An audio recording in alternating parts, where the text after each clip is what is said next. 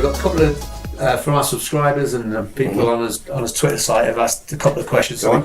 We've picked some of the best ones out. Okay. The best player you've seen live? Well, as I said, I think I went for Gazza, didn't I? The English player. Yeah. And then I think the Henrys and the Ronaldos and well, you can pick a lot of the overseas players, and there'll be more coming through, you know. And I mean, what's happening at Liverpool with their three? I mean, that it is. It's and they light the place up, and there's always goals there. And Salah has just gone off the meter. It's been sensational. I mean, you know, obviously, you've got to remember your Harry Kanes and love watching. Hopefully a few England players that will do well in the World Cup. Which up and coming commentators do you like listening to now? Well, there's so many of them, Jimmy, aren't there? I mean, I think there were 6 of us doing it when I started. Now there's about 100 and something every week.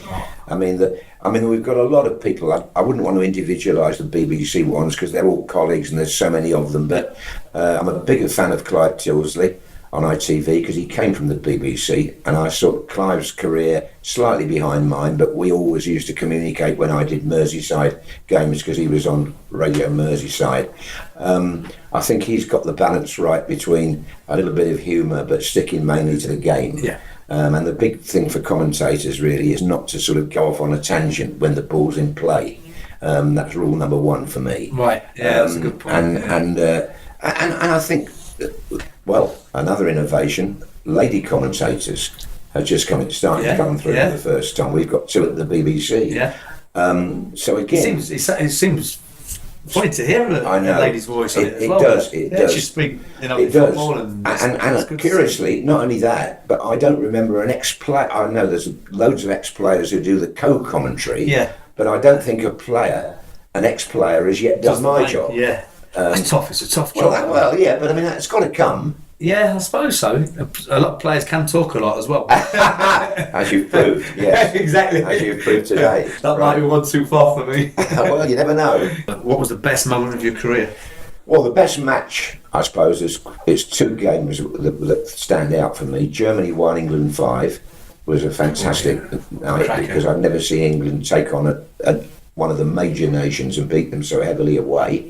And then the 1982 World Cup when Paolo Rossi got his hat-trick for Italy against Brazil. That was a fantastic match. Those 2 games stand out for me, and also a game in the European Championships when Michel Platini was at his peak for France. These games stick in your mind when you've commentated on them, you know. When you can see them players. Yeah, so I've got a lot to choose from, mind you. There is a lot to choose from. That was a tough question. Very good answer. I'll give you the 3. Okay, all right, go on. Okay, and answer the last one. The best game you've commentated. Yeah, that was it. Daytime. Daytime. Yes. Was there another moment at all instead of a game? Was there any? Well, Wimbledon winning the FA Cup springs to mind. Yeah. It was such an unlikely outcome. Yeah.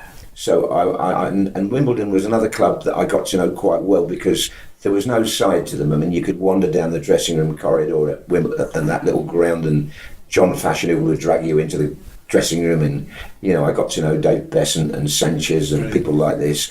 But that was the last time I think I remember the players being so available. Right. Like Wimbledon were different. Right. There's no doubt about that. Yeah, the crazy game. There was different. They were different. There was different.